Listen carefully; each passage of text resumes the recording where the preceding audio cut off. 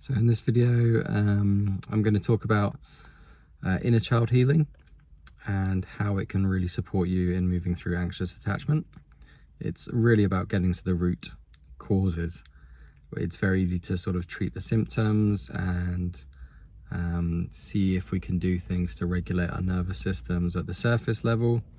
And those things are all fantastic, like they're all great to learn. But to be honest, if you're going to do one thing, you might as well just get to the root, because the root is where this typically stems from.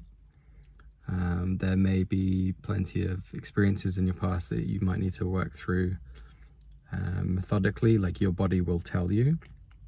This is the beautiful thing, our bodies are incredibly intelligent beings and they hold on to everything that we've experienced or not experienced. And this is kind of really crucial because this was a big shift for me as I was looking back and thinking, well, like, did I experience any like big childhood trauma? And I couldn't think of anything, and I couldn't connect to anything until a few months ago when something popped up.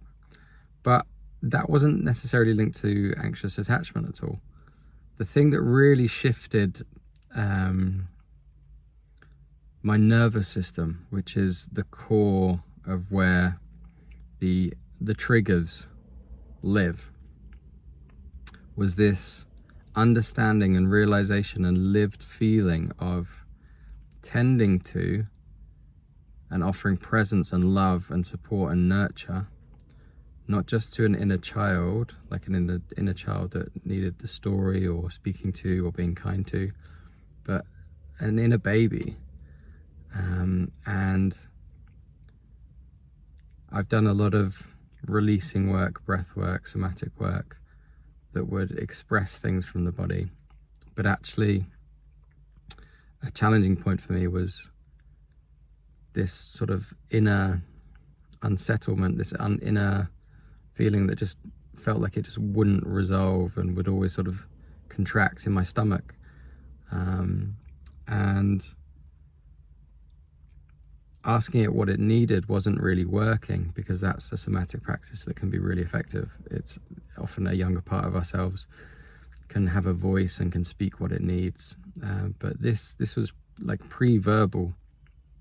And so as a baby, I realized it was just, me as a baby needing something, needing to be hugged, to be nurtured, to be co-regulated. And as I connected to that, it settled and settles my nervous system at like the deep root level. And it gives me exactly what I needed back then that I didn't receive. And as I do that, and as I connect to that process, it's really, really shifted things for me, like at the core, at the corest of core, like the deepest of deep. There's just this want and this need for a safe nervous system, as any child, as any baby would want. And in my situation, like, my mum just didn't have that available to her. And so she wasn't a bad mother. She wasn't trying to be challenging. She was doing on the outside all of the right things. You know, there was food, there was shelter. There was encouragement, you know, she was verbally very encouraging.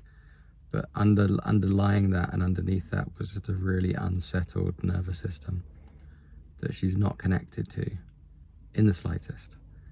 Up to this day, you know, there's subtle little things that she's working on and taking little steps towards maybe, but even to this day, like it's a disconnect. And so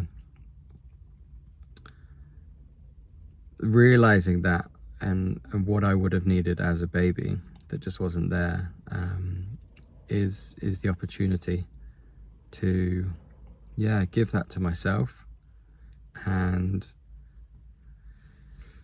if you can tap into what's coming up for you in a trigger, in a moment, by sort of listening and learning to listen to the sensation in your body, bringing a bit of breath and awareness to it, and just notice what comes up for you. It might be like a previous memory that does have a story, like maybe you're a bit older and there's a very specific story, and you want to go back and kind of heal that part. And that's amazing, because your body will show you what it needs to show you. But just be open, having done quite a bit of inner child work, just be open that there might be something a little bit missing, and it's not necessarily something bad that you experienced, it's something that wasn't experienced, and it's that connection. And so just tune in to see if that's relevant for you as well.